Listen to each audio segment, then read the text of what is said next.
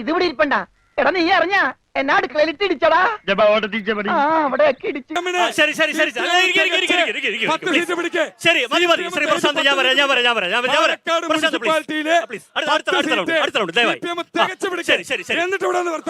തെരഞ്ഞെടുപ്പിൽ എന്തായാലും ജയിക്കുമെന്ന് വിചാരിച്ച് ഞാൻ പല വെല്ലുവിളികളും നടത്തിയതാ. ആകെ അബദ്ധമായി. വെല്ലുവിളിയാണ് ശ്രീ ആർഷോ. 10 സീറ്റ്. അതായത് നോക്ക് ഒരു മിനിറ്റ് നോക്കൂ. ആർഷോ പറയട്ടെ. ആർഷോ മറുപടി പറയട്ടെ. അല്ല ആർഷോ മറുപടി പറ. നോക്കൂ ശരിയല്ല ശരിയല്ല. ആർഷോ പറയട്ടെ. ഇനിയിപ്പോ ചേട്ടന്റെ കാര്യം പോക്കാ. ഈ കാര്യത്തിൽ ഒരു ദൈവസഹായം ഉണ്ടാവില്ല. പ്രശാന്ത് ബിജെപിയുടെ ഇവിടുത്തെ പ്രസിഡന്റ് കൂടിയാണ്. അദ്ദേഹം പറയുന്നത് വെച്ചാൽ ഇപ്പൊ 53 അല്ലേ 52 53 10 സീറ്റ് CPM സ്വന്തം ചിഹ്നത്തിൽ പിടിച്ചാൽ എന്നാണ് അദ്ദേഹം അല്ലെ 10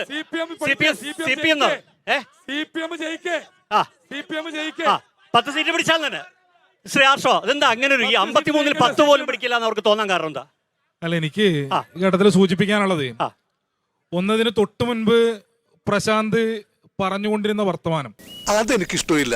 BJPയുടെ ജില്ലാ അധ്യക്ഷനാണ് അദ്ദേഹം. സ്വാഭാവികമായും പാലക്കാട് നഗരസഭയ്ക്കകത്തെ ജനങ്ങള് അത് കണ്ടുകൊണ്ടിരിക്കുന്നുണ്ട്, കേട്ടുകൊണ്ടിരിക്കുന്നുണ്ട്. എന്താണ് RSSകാരുടെ BJPക്കാരുടെ നിലവാരം എന്നുള്ളതിനെ സംബന്ധിച്ച് ഒരു പുണ്യാളച്ചൻ. അവനെ നന്നായിട്ട് മതി മറ്റുള്ളവരെ കുറ്റം പറയാൻ കേട്ടോ. അവരത് വിലയിരുത്തട്ടെ.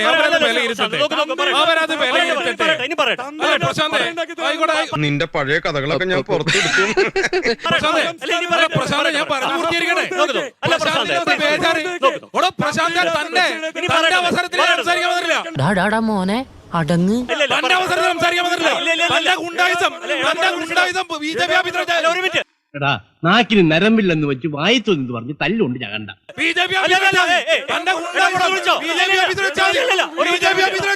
ഓ ഭയങ്കര നോട്ടം. കേളപ്പേട്ട ആളെ മാറ്റിക്കോ.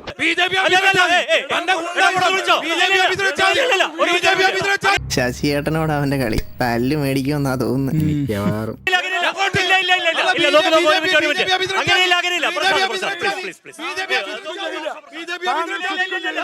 സൂക്ഷിച്ച് സംസാരിക്കണം. എന്നിലുള്ള മൃഗത്തെ വെളിയിൽ വരുത്തരുതോ. ഇയാളാ തിരിയാത്ത പേരടിക്ക് നോക്കി ഒരു ഒറ്റ അടിയടി കോയക്കാം.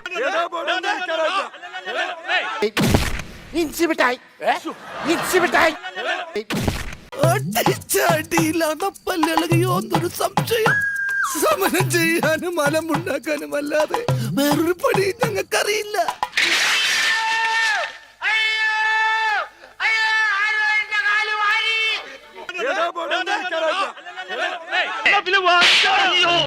അവര് തന്നെ തല്ലിയോ? അത് പിന്നെ ഉറങ്ങുന്നതിന് മുമ്പ് എന്തെങ്കിലും കിട്ടണ്ടേ?